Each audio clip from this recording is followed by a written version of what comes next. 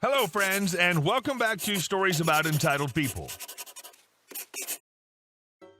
We start our video with a story in which a police officer in the OP's wife's hometown stops him and threatens to take his license plates to convince him to bribe him. We'll tell you what came out of it, but after a short pause. So before we begin, don't forget to subscribe to our channel if you're new here and turn on notifications so you don't miss a new video every single day. Here we go. Take my license plates then. Quick preface. I'd like to state that this story is in no way indicative of what Mexico is like every day. I've traveled frequently to and from the country for the better part of the last 10 years, and this is the first time anything of this sort has ever happened to me. Mexico's an awesome place that's nothing like what you see or read in the news. Unfortunate things happen everywhere. I love Mexico and the people there and will defend it and them at every opportunity I get. I'm currently spending a few weeks visiting my in-laws in Mexico. My wife, daughter, and I took my in-laws' car to go get some groceries from the Tianguis, street market, and turned down a road that leads right to it. No sooner had I done this, and a police officer on his motorcycle pulled me over. Now, it's very obvious by both the color of my skin as well as my accent that I'm most definitely not Mexican, nor from any Latin American country for that matter. Mildly important for the story. Police officer: OP, this road is one direction only. When the market's here, you can't drive this way on the road. Me: oh, I'm sorry, I didn't know that. PO: can I see your license, please? I, unfortunately, didn't have my wallet on me. The Tianguis is cash only, so I didn't bother. This also meant that I didn't have my license on me either, which is 100% my bad. Me: I'm sorry, officer, but I left it at the house. PO: well, that's 2 tickets, one for driving the wrong way and the other for not having your license on you. I'm going to have to ticket you, and as a guarantee that you'll pay it, I have to take your license plates. I'd never heard of this before. Turns out that while taking license plates or even driver's licenses as collateral for traffic infractions is common practice in Mexico, it's also sometimes used as leverage to get you to pay a mordida or bribe to the officer to let you off, especially if you're a foreigner. So I decided to call his bluff and comply. Me: okay, officer, you can take my plates. When should I go see the judge to pay my tickets and get my plates back? PO: a bit taken aback: well, I don't really know. Could be a while. Me: well, I'm happy to go pay my fines if she's back before Thursday because that's when my flight leaves.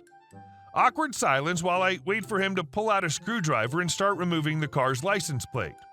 PO: I don't really know. Another awkward silence while I still wait for him to take my plates. Me: well, that's okay. I'm the one who broke the law, so go ahead and take my plates. The officer walked away for a minute and pulled another car over that came down the same road as us. I think that during the time he realized I wasn't going to pay a mordida and that the ticket he was threatening were probably more paperwork than he was willing to do, because when he came back, PO: you know what? I'm just going to let you go with a warning. Me: awesome. Thanks, officer. And our second story. Fine, I'll leave now. A few years ago, I worked for a private food inspection company that contracts inspectors out to various companies.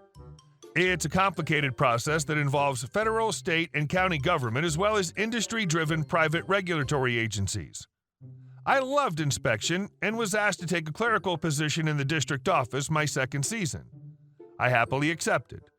The new position meant all sorts of changes that were not fully explained to me, red flag, but I was excited for higher pay, shorter commute, and the possibility of further advancement.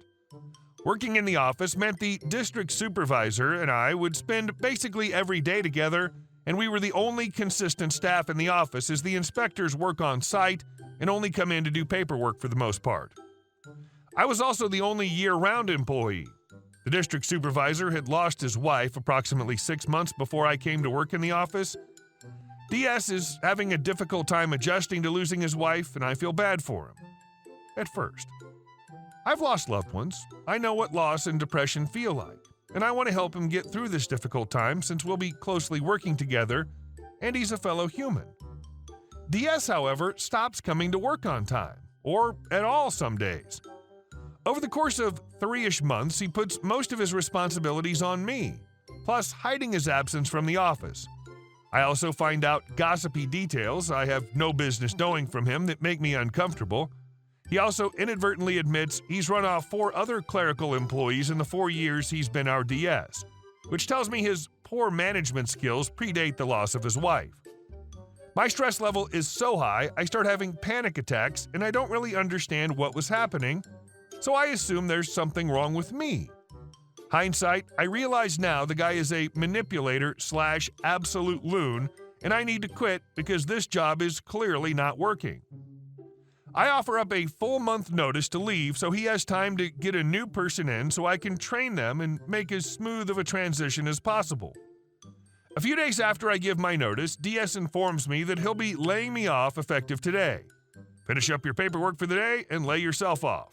Just stamp the form with my signature stamp because I have a meeting to go to. I'm shocked, but not disappointed. He basically handed me unemployment pay, which I wouldn't have gotten because I originally quit. He also told me to stamp it, not having him actually sign the form. But I was not about to do that because he could come back and say I fraudulently stamped the form on his behalf with the signature stamp, which him having even made is a huge no-no. Anywho, I fill out my layoff form in record time and hand it to him before his meeting. He signs it and I file with the main office to go about my newly unemployed life to prepare for the interview I had arranged that afternoon at 1 p.m. Not 15 minutes after I leave the district office, I get a call from DS and he asks me if I can come back to work for a few days the next week. I'm appalled, but I say I will come in that afternoon to discuss it and realized I forgot to turn in one of my keys, so I'll need to come by anyways. I proceed to my interview and am offered the job in the interview. I gladly accept and drive straight to the old district office to meet with DS. I toss him the key and tell him if he wanted me to stay, he shouldn't have told me to leave, especially when I had offered 30 days notice. He was not pleased and almost begged. I told him in the couple of hours since he told me to leave, I've interviewed for and accepted a new position. I start Monday. And then I left. In the same that employees sometimes think they're irreplaceable, management thinks employees are easily replaceable. And our last story. Entitled parent threatens to call the police on me for destroying my own property. Background info. I live by a river, and every now and again, the ski club there hosts events like open days or concerts/parties. They also have a small caravan park for people to stay. Now and again, some kids staying over or whose parents are at an event will go on a climbing frame that's in an unfenced part of our garden.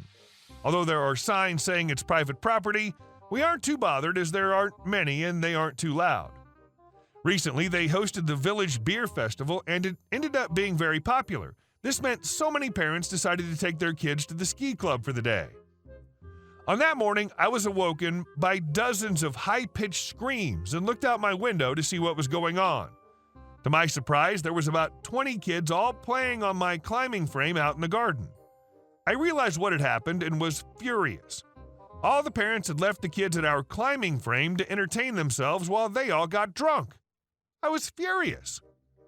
First, we decided to flip over my climbing frame as a passive-aggressive way of saying F off, but soon after they flipped it back over, almost destroying our fence in the process, and continued to drive us all slowly insane.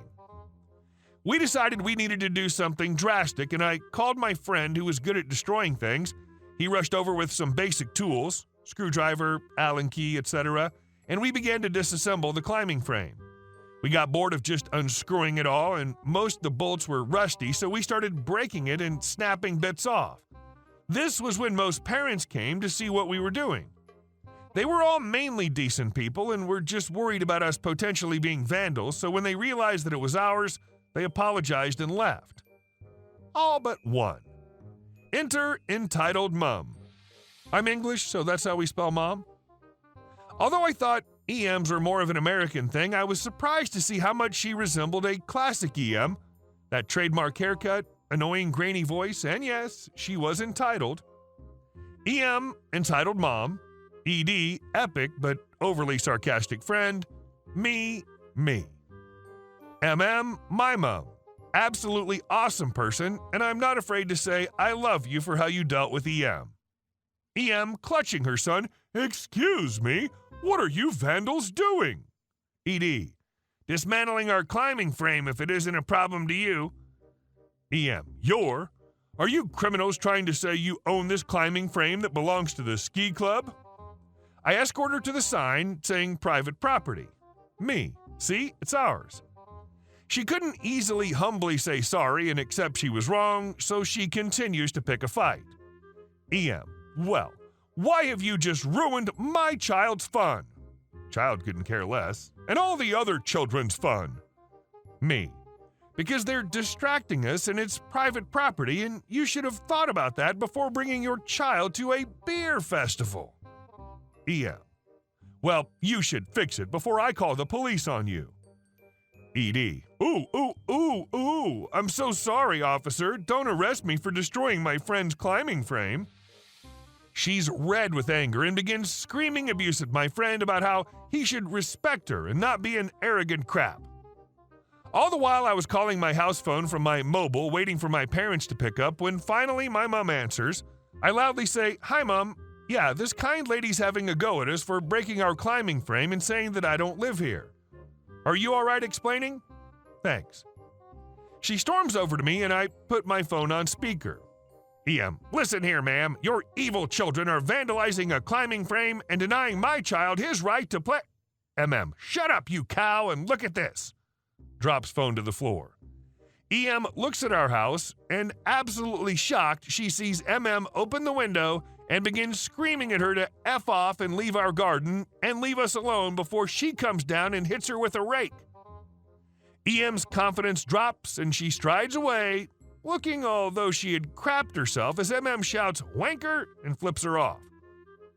It may not be the most dramatic story in the world, but it's proof to at least me that these people exist everywhere, even in a small English village. And that same Karen would scream she's suing you if her precious angel got hurt playing on the climbing frame. Brilliant move taking it down. Saved a ton of headache in the long run. Hey guys, thank you all for watching the video. I'll see you in the next one.